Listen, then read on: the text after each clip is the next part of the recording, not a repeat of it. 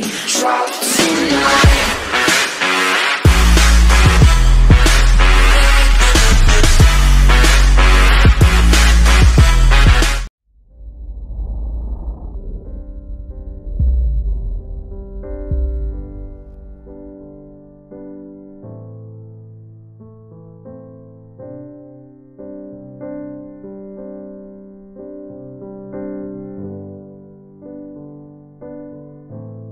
On est dans la matière avec un corps.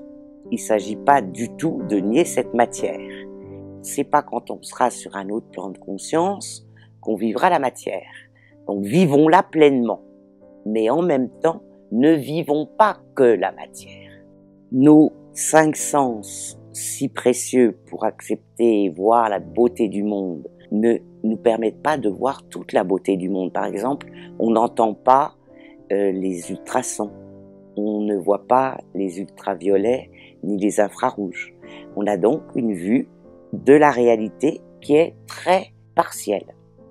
La première chose pour vivre spirituellement au quotidien, c'est ressentir, considérer que nous ne sommes pas qu'un corps, nous sommes un être. Ça nous amène à voir la vie totalement différemment.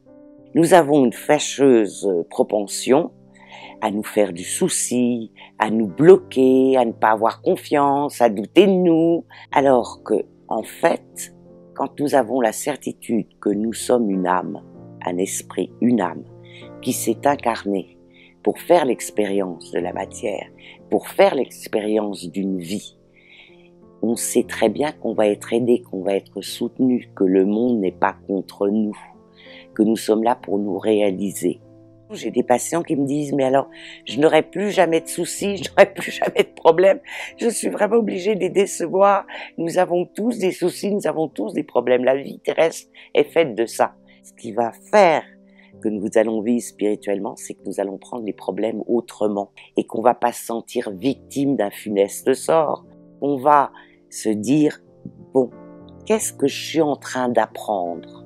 Qu'est-ce que je suis en train de découvrir ? Est-ce que c'est pas moi qui suis en train de créer le problème en fonction de ma psychogénéalogie, de ce qu'on m'a appris, etc. » Toujours penser en termes de solution. Et toujours penser qu'on est une âme qui est venue s'incarner pour évoluer. La spiritualité, c'est très humble. C'est un travail au quotidien. C'est un travail de vigilance. Au début, il y a tout un travail psychologique à faire, qui est parfois un petit peu difficile, mais très libérateur. Et ensuite, le travail spirituel, il est très humble, mais il est très joyeux. C'est quand même une bonne nouvelle. Je dis toujours, on ne fait pas un travail sur soi pour changer. On fait un travail sur soi pour devenir nous-mêmes. En fait, ce qu'on travaille, c'est ce qui nous bloque. C'est toutes les déformations pour devenir soi-même. Et notre état naturel, c'est un état de joie, d'enthousiasme, de partage, d'amour. Alors, ne mettons pas la charrue avant les bœufs. Il y a des gens qui se disent spirituels et qui vous parlent d'amour universel. Ils ont bien raison, la spiritualité est liée à l'amour universel. Mais encore faut-il pouvoir le vivre.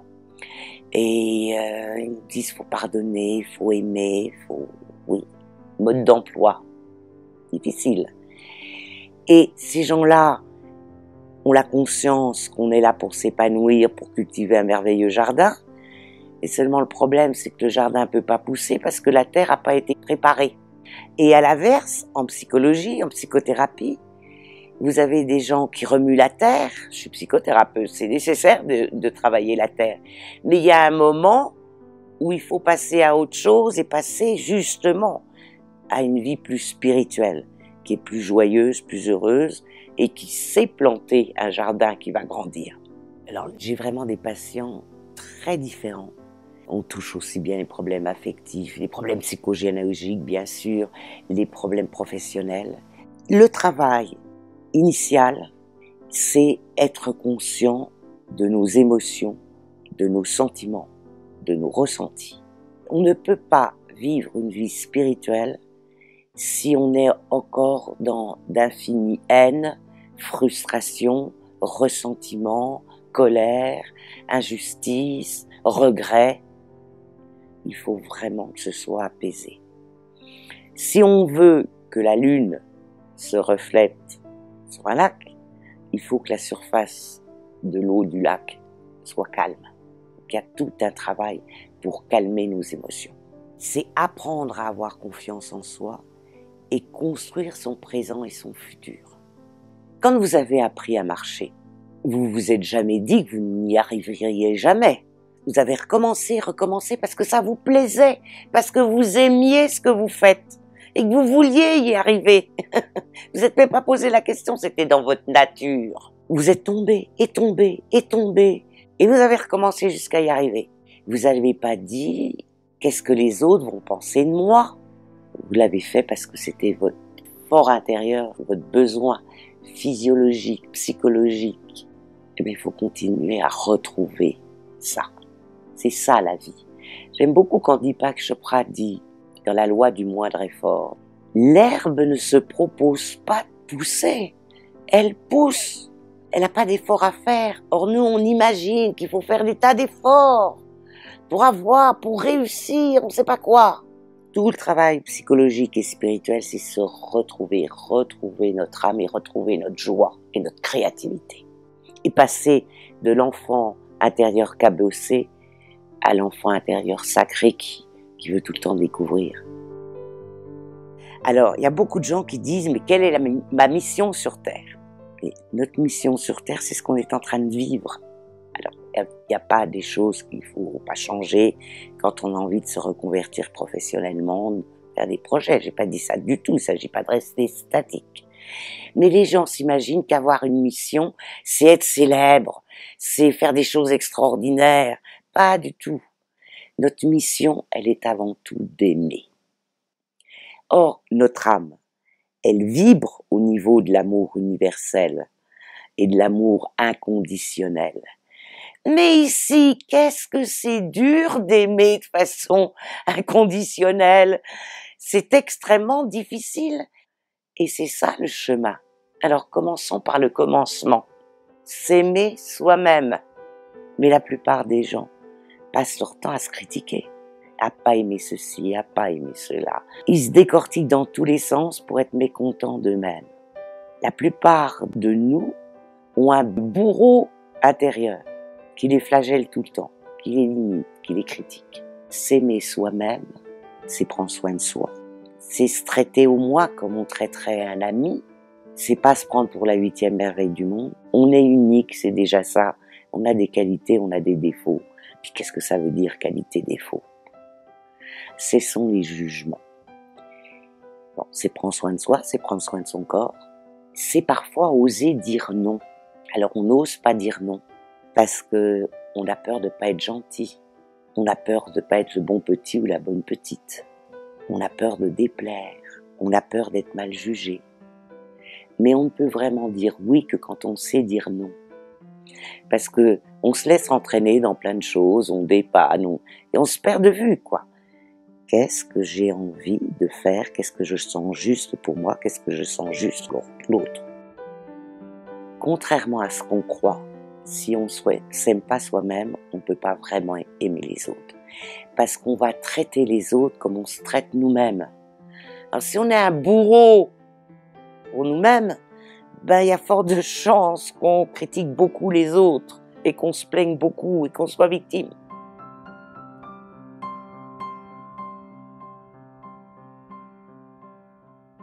D'abord, la perfection n'est pas de ce monde. On est dans l'ombre et la lumière, on est dans un monde duel et la perfection n'existe pas. Alors, je m'excuse, mais les gens qui disent parfait, c'est du délire. C'est ça l'ego spirituel. Et qui donne des leçons aux autres. Au contraire, c'est humble le travail sur soi, c'est humble le travail spirituel. Et on est en chemin et on progresse. Je vous donnerai un exercice que j'ai testé depuis 6 mois. Mais avant, je l'avais jamais fait cet exercice. Et puis j'espère bien que d'autres exercices vont me venir. On est en chemin. Et toute personne qui se sent supérieure aux autres est à côté de la plaque. Point final. quand je témoigne de cette expérience, je me sens pas du tout supérieure aux auditeurs et aux auditrices. Au contraire, on chemine ensemble et on apprend tous les jours. Il y avait un sage qui s'appelait Hermès Trismégiste et il disait: ce qui est en haut est comme ce qui est en bas.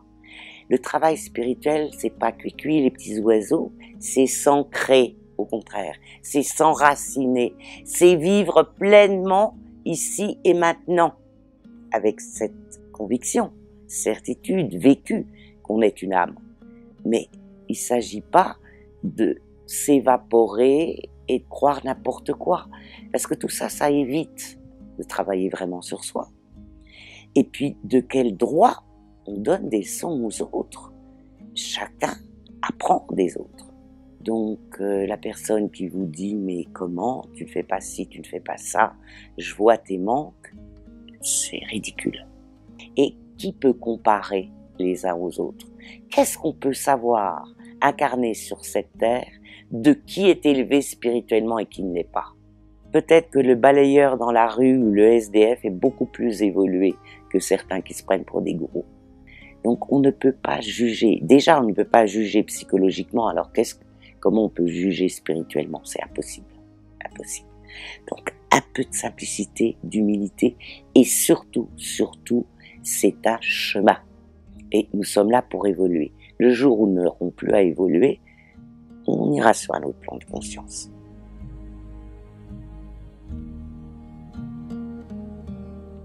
Il y a plusieurs formes d'amour sur cette terre. Il y a déjà l'amour vis-à-vis de notre famille de naissance. Il est évident que personne n'a été aimé aussi inconditionnellement dans sa famille qu'il l'aurait souhaité.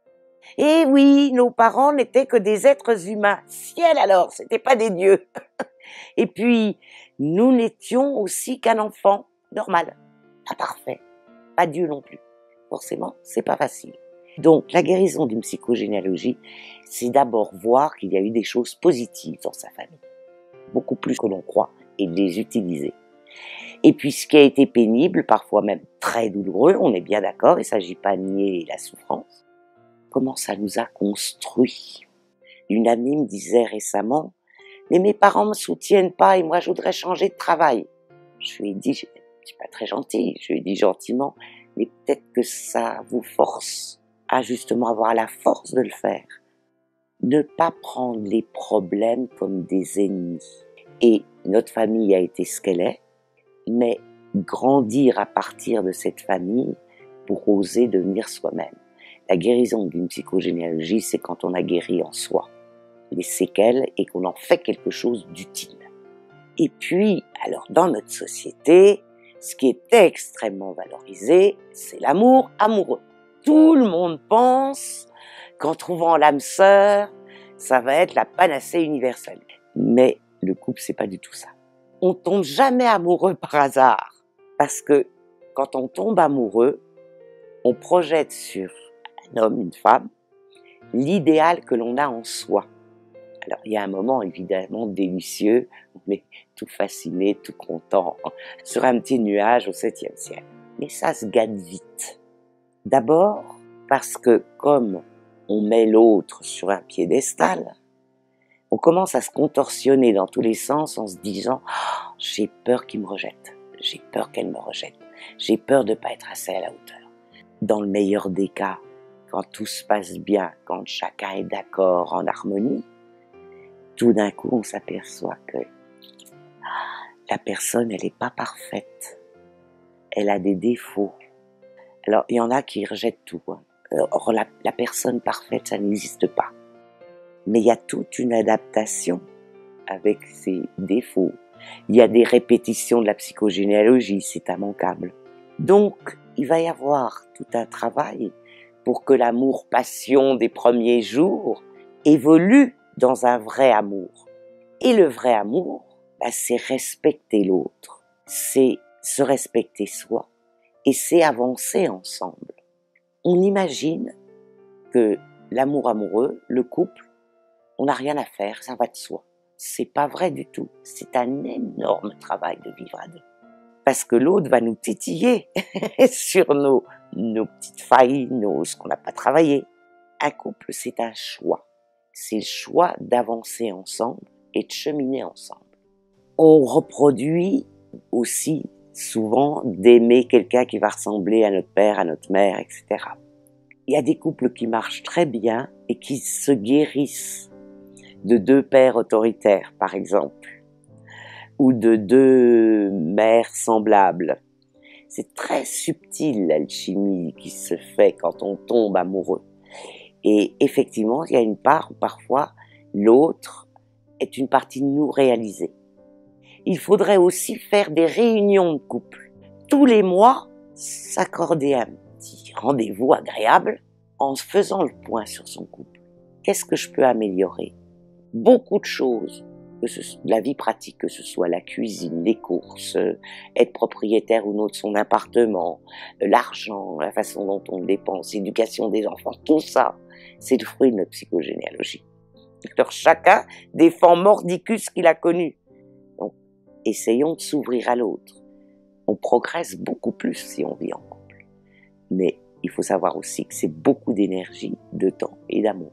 Et quand un couple ne marche plus et qu'on se sépare, il y a tout un travail évidemment de pardon. Et j'ai la chance d'avoir des patients, hommes ou femmes, suffisamment évolués pour me dire « j'ai pardonné » parce que finalement, même si c'était très douloureux, ça m'a fait avancer à pas de géant. Il n'y a pas que le couple qui fait avancer à pas de géant. Donc, tout un travail pour passer de l'amour amoureux à l'amour le plus inconditionnel possible. J'ai une amie qui m'a fait tellement rire et c'est tellement joli. Son mari adore bricoler, mais il sait pas bricoler. Alors, les prises électriques dans la maison, elles sont un peu travioles, etc. Elle m'a dit, écoute, ça lui fait plaisir de bricoler. Je vais pas lui faire une scène parce que la prise n'est pas droite. Ben, ça, c'est un bel exemple d'amour inconditionnel. Et puis, une autre forme d'amour sur Terre, c'est l'amour avec ses enfants. Je dois dire que l'amour avec les enfants, quand on voit le temps, les nuits réveillées, toute l'énergie que ça demande, tout l'amour, il y a parfois beaucoup d'amour inconditionnel vis-à-vis de l'enfant. Mais il faut reconnaître quand même que c'est plutôt quand ils sont petits. Et quand ils grandissent et qu'ils commencent à avoir leur personnalité et ne pas obéir à ce qu'on veut, ça devient très difficile. Parce qu'on va avoir tendance à aimer ses enfants parce qu'ils sont conformes à nos attentes. C'est complètement faux. Accueillir un enfant, c'est une responsabilité, c'est exigeant, c'est beaucoup d'énergie, c'est beaucoup d'amour. Mais c'est pas le transformer en ce que nous voulons parents. C'est l'accompagner à être ce qu'il veut et ce qu'il en ressent et ce qu'on encourage. On est là pour l'aider à grandir, l'enfant, et à se réaliser. La société évolue très vite. C'est fou, en 60 ans, ne parlons pas de 100 ans, la transformation très très profonde de cette société. Or, les parents ont tendance à nous élever avec leurs valeurs. Par exemple, autrefois, on rentrait dans une entreprise et on y faisait carrière. C'est pratiquement fini, ça. Beaucoup de gens vont à l'étranger pour travailler, beaucoup de gens travaillent de chez eux. Tout ça, ça change. Donc, les parents, avec amour, veulent nous transmettre ce qu'ils appellent leur expérience. Mais personne ne peut économiser à quelqu'un sa propre expérience. Et puis, après tout, le jeune adulte peut réussir des choses que les parents n'ont pas osé faire. Il faut aussi accepter d'être dépassé par ses enfants. C'est pas simple du tout. Les cardiologues vous diront que les longs week-ends d'été, le lundi, il y a un maximum d'urgences d'infarctus de pères qui n'ont pas laissé leur fils gagner au tennis ou dans un sport et qui ont un problème cardiaque après ça. C'est très difficile d'accepter la différence de ces enfants, qu'ils fassent des choix différents de nous et qu'ils se réalisent pas forcément comme on voudrait. Très, très difficile. De l'amour personnel à l'amour inconditionnel. C'est tout un chemin. S'ils ne font pas un travail sur eux, ils vont immanquablement projeter ce qu'ils veulent et leur psychogénéalogie. Par contre, des conseils qu'on peut donner, c'est apprendre à donner confiance en eux aux enfants. Ne pas tout le temps les critiquer, les féliciter, les encourager, leur dire qu'on les aime. Je crois que la meilleure chose qu'on puisse donner à ces enfants, c'est la confiance en soi et la confiance en la vie. Malheureusement, pour ce faire, il faut déjà avoir soi-même confiance en soi et confiance en la vie. Et c'est en cela que les enfants font aussi évoluer les parents. Et en fait, les enfants, c'est des grands maîtres pour les parents. Alors, autrefois, il y avait l'amour du travail. C'était très important. On est dans une société en pleine mutation et il faut bien dire que le management des sociétés est vraiment catastrophique.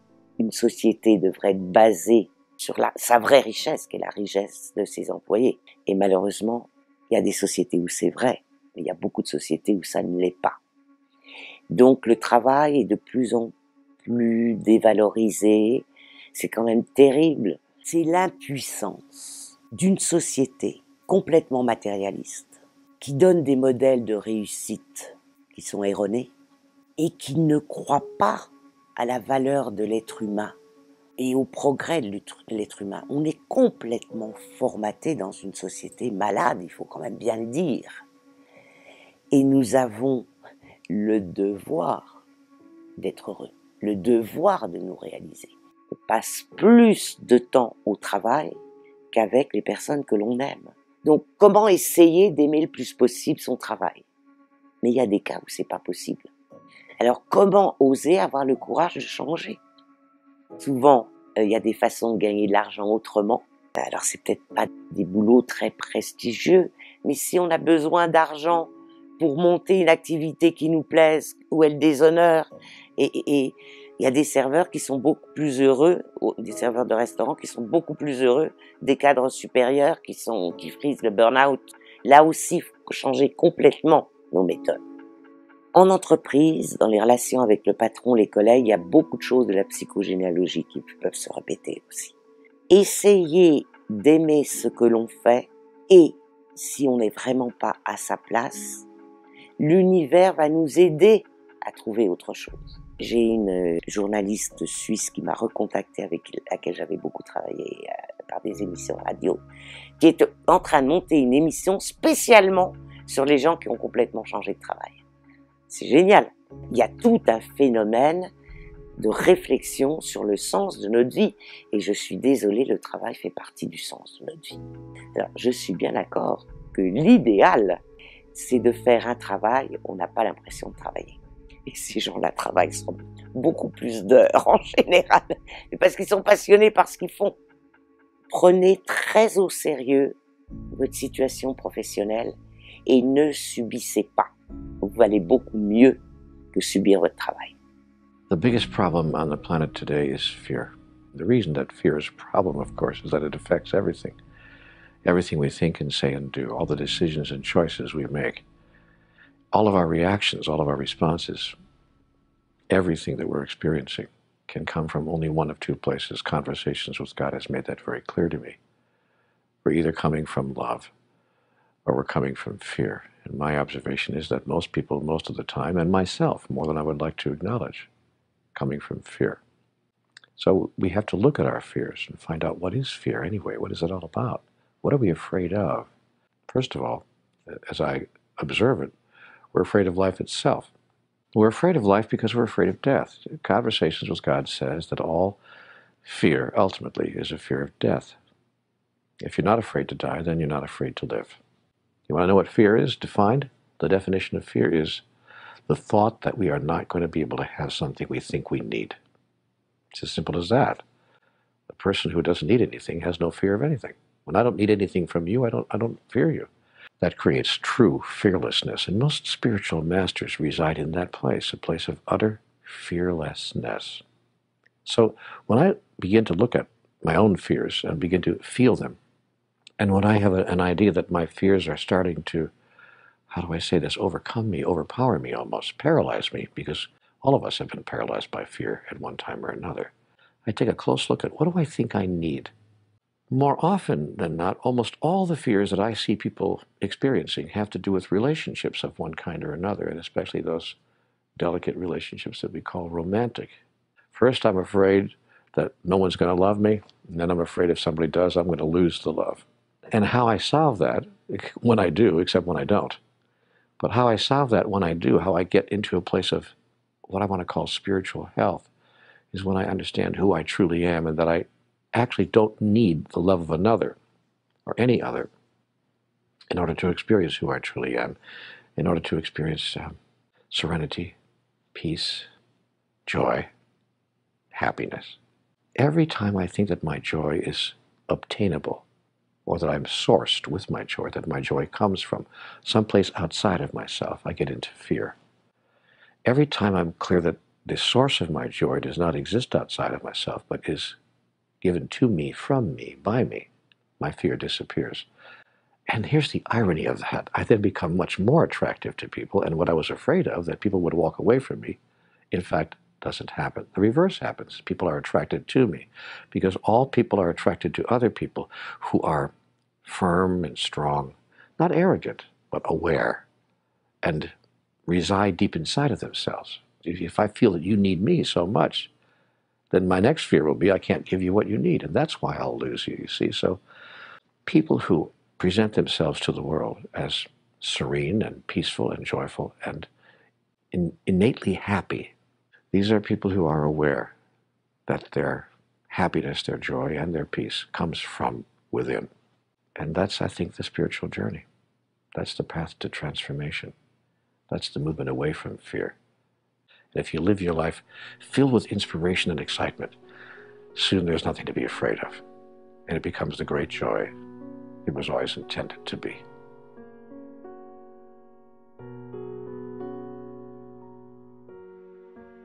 Méditer, la forme la plus simple, c'est s'asseoir, fermer les yeux, se centrer sur sa respiration. C'est fait pour se désidentifier de notre corps et de uniquement la matière. C'est fait pour se détendre, pour se reposer et pour se sentir être. Mais il y a 1000 façons de méditer. Ralentir un peu. Il y a des patients qui ont des listes de choses à faire incommensurables. Non, faites des listes pour vous simplifier la vie, mais pas pour vous la compliquer et pas pour être dans la perfection. Ralentir, c'est aussi sortir de systématiquement il faut, je dois, tu devrais, etc. L'activité maximale du cerveau, elle est quand on est au repos ou quand on marche ou quand on est assis tranquille. Pas quand on s'agite et qu'on travaille comme des fous. Faire des affirmations. Alors, qu'est-ce que c'est que ça, des affirmations? Des affirmations, c'est des phrases positives. En fait, tout le monde fait des affirmations. Et ce sont des affirmations négatives. J'y arriverai pas. J'ai peur. Oh, il y a une réunion au travail, je ne vais pas pouvoir parler en public. C'est la peur maximale des Français de parler en public. Oh là là, ma belle-mère va encore me faire des complications. Ah, mon mari ne comprend pas et c'est même pas la peine que je discute avec lui, ça va mal se passer. On passe son temps à faire des affirmations négatives. Alors déjà en prendre conscience. Et puis ensuite, bon, vous êtes à la recherche d'un emploi. Alors, vous trouvez le mot idéal. Chacun a son mot idéal. Moi, je dis mes guides ou l'univers. Je remercie. D'abord, remercier parce que ça veut dire que vous faites confiance. Je remercie l'univers, mes guides, la vie, la source, Dieu si vous croyez en Dieu, le mot qui vous convient le mieux. Je remercie l'univers de trouver le travail idéal pour moi actuellement. À chaque fois que vous vous dites « Oh, je n'ai pas trouvé de travail, oh ça ne va pas se faire », remplacez votre affirmation négative par une affirmation positive. Tout ça aussi pour attirer. La synchronicité, c'est merveilleux, c'est quand la vie dialogue avec vous. Mais on peut aussi la provoquer, la synchronicité. Vous pouvez dire « Je remercie l'univers de m'apporter les opportunités pour… » Et forcément, ça va les attirer. Déjà dans la vie, quand vous pensez à quelque chose, vous l'attirez. Alors si consciemment vous mettez en route les énergies pour attirer, si c'est bon pour vous, alors ça m'amène à parler de la prière. Il y a des gens qui étaient croyants et qui ont arrêté de croire en Dieu de façon très violente quand Dieu n'a pas exaucé leur prière. Mais en fait, hier, il y avait une patiente qui me disait cette jolie chose. C'était une nouvelle patiente, alors je lui demandais en quoi elle croyait. Elle me dit, en Dieu quand ça va pas, et puis quand tout va bien, j'oublie. Et c'était tellement vrai ce qu'elle disait, c'est le cas de tellement de gens. Donc, la prière, si vous croyez en Dieu, c'est pas que Dieu vous exauce. Prier, penser, envoyer du positif à quelqu'un, c'est que le meilleur lui arrive. Mais si cette personne est en phase terminale de cancer et que c'est son chemin de mourir, priez au contraire pour qu'elle meure le plus paisiblement possible et qu'elle monte ensuite. De même, vous avez un interview et puis vous voulez absolument que cette interview se décroche sur un travail. Alors vous allez dire je prie ou je remercie mes guides d'avoir ce travail ou que l'interview se passe au mieux. Mais il faudrait peut-être rajouter si c'est la meilleure solution pour moi. C'est-à-dire qu'on a tendance à mettre notre cher ego, et les gens qui disent qu'ils n'ont plus d'ego, excusez-moi, heureusement qu'ils en ont un comme tout le monde, parce qu'autrement ils seraient schizophrènes. Mais notre ego, c'est de lâcher prise.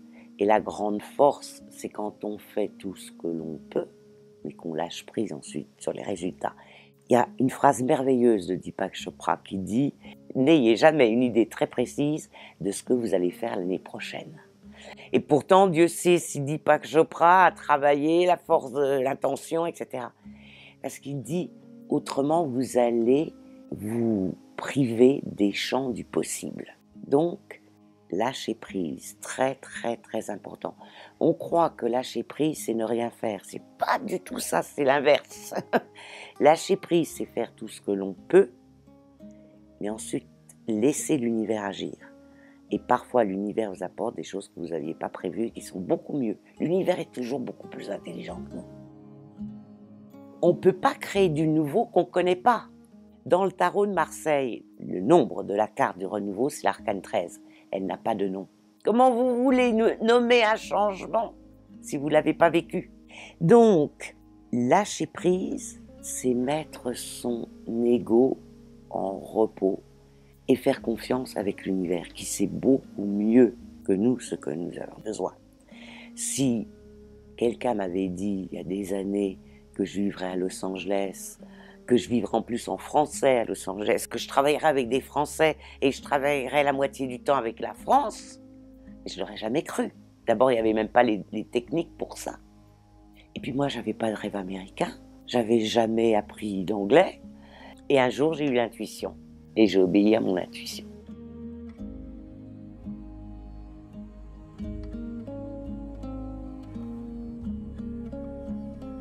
La loi de l'attraction, elle existe.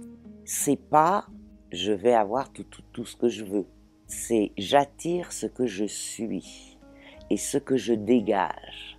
La seule façon d'attirer l'abondance, c'est se sentir déjà abondant. Très très important. Le faire le matin, le faire le soir. Ça donne une profonde connexion. Moi, je vois tous les patients qui le font m'ont dit que ça a changé leur vie et ça a changé la mienne aussi. Le premier exercice, l'exercice souverain, c'est d'être dans la gratitude. C'est-à-dire se lever le matin en remerciant pour cette journée qui arrive et en remerciant pour tous les cadeaux qu'on a, y compris la petite douche bien chaude, le petit café ou le thé qui sentent bon. Remercier au lieu d'être toujours dans la plainte du manque de choses que l'on n'a pas. Se féliciter. D'abord, essayer d'être un peu vigilant à chaque fois qu'on se critique. Après tout, on peut aussi se féliciter d'être soi-même. Parce que l'univers nous aime beaucoup plus que nous nous aimons nous-mêmes. Et se féliciter pour ce que l'on a été, pas forcément pour ce que l'on a fait. Parce que être, c'est très important.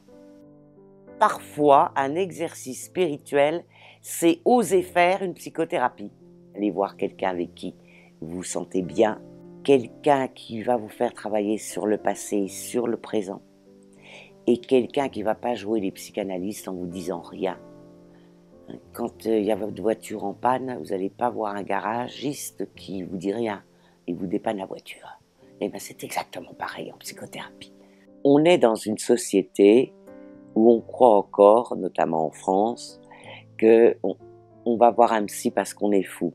Non, on va voir un psy parce qu'on veut se prendre en charge, curieusement, et parce qu'on a compris que c'est un investissement en soi. Et on va voir un psy parce qu'on veut aller mieux et qu'on a compris qu'on pouvait aller mieux. Et il n'y a rien qui me fait plus plaisir quand j'ai des patients qui reviennent 20 ans après et qui veulent refaire une tranche de séance parce que leur vie a évolué, qu'ils veulent encore aller encore mieux. C'est super. Et puis aussi lire. Alors j'ai une petite liste de livres que je vous recommande. Il y a de Eckhart Tolle, Le pouvoir du moment présent et Nouvelle Terre, 2 superbes livres. De Deepak Chopra, Les 7 lois spirituelles du succès. Il est tout usé, il est souligné de partout, je le lis depuis 30 ans. De Wayne Dyer, il y a Vos zones erronées, Le pouvoir de l'attention, un très très beau livre de Michael Singer, L'âme délivrée. C'est un des plus beaux livres que j'ai lus sur la spiritualité. De Richard Carlson, un petit livre très facile à lire et le titre est tellement joli, Ne vous noyez pas dans un verre d'eau. Et de Robin Sharma, Le moine qui vendit sa Ferrari. C'est un superbe bouquin. C'est l'histoire d'un golden boy qui fait une crise cardiaque et qui se remet complètement en cause. Et qui nous apprend plein de choses sur les techniques qu'il utilise. Et puis humblement, il y a 2 livres qui ont aidé les personnes que j'ai écrits. Vous avez l'immense pouvoir de changer votre vie et faire de la vie notre meilleur ami.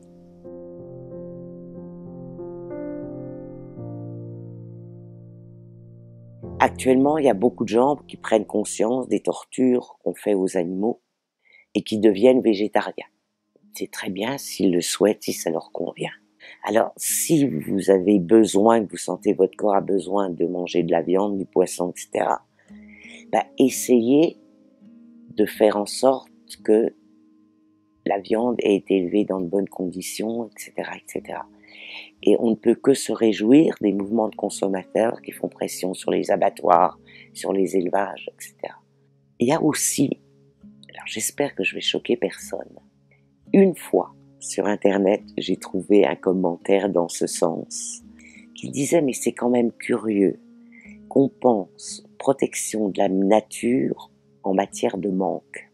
On est tellement enfermé dans le manque et de cette notion que l'argent, il n'y en a pas assez, qu'on réfléchit à la protection de la nature en toujours pas assez.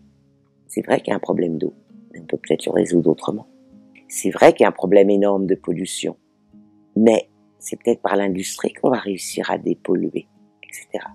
Donc, c'est merveilleux qu'on prenne en compte la pollution, l'environnement. Mais il y a peut-être aussi une autre réflexion. Je crois que c'est important de considérer que l'avenir de la planète, elle n'est pas fondée sur le manque, elle est fondée sur de nouvelles énergies, de nouvelles créativités, de nouvelles façons de produire de l'énergie. Et c'est important de lier protection de l'environnement et abondance. Parce que si on regarde la nature, alors là, il y a un gaspillage. La nature n'est pas du tout économe. Il y a une profusion. Donc, peut-être qu'il serait important de se relier à l'abondance. L'abondance, c'est pas d'être milliardaire, l'abondance. L'abondance, c'est d'avoir suffisamment pour s'équilibrer. Et c'est aussi d'avoir d'autres besoins, nos besoins humains, nos besoins affectifs comblés. On ne peut pas vivre spirituellement un petit peu, mais pas pour d'autres choses. Alors se pose le douloureux sujet de l'actualité. Et beaucoup se disent « Oh la spiritualité, c'est s'occuper de mon petit nombril. » Mais on n'avancera pas spirituellement si on n'avance pas tous ensemble. Ça, c'est très important. Plus on est sur un chemin spirituel, plus on a à s'ouvrir, à s'aimer et à avoir conscience qu'on est tous ensemble. Les êtres humains, l'environnement, la nature, les animaux. toute la planète ensemble. Il y a quelque temps, il m'est venu un exercice tout simple. C'était le soir, j'avais médité, j'étais dans la gratitude et je me sentais spécialement bien. Soudain, je me suis sentie en connexion avec les personnes de mon immeuble, puis de la ville où j'habite, puis du pays où je vis, puis de l'ensemble des humains de la planète. Ensuite, je me suis reliée à la nature et à l'immensité de l'univers. C'était une très belle expérience qui a duré quelques minutes. Il n'y avait aucun jugement, juste de la paix. Je ressentais le sentiment intense que nous étions tous ensemble, profondément reliés. Depuis, je renouvelle cet exercice le soir et cela m'aide, y compris dans la journée, à me sentir connectée. Alors, pour terminer, je voudrais dire que finalement, vivre spirituellement au quotidien, c'est pas autre chose que d'être le plus heureux possible. Et sur cette terre, être le plus heureux possible, c'est tout un chemin. C'est ça qui nous est demandé. Et puis la bonne nouvelle, c'est qu'être le plus heureux possible, c'est contagieux. Le bonheur se communique. L'amour se communique, la joie se communique. Mais est-ce que vous imaginez la pollution psychique et énergétique des pensées négatives qu'il y a sur cette terre? Là, on prend peur. On prend très peur. Et imaginez à l'inverse, comment le monde va progresser quand les gens vont devenir de plus en plus conscients, de plus en plus présents et de plus en plus aimants. Et ce serait le paradis sur terre.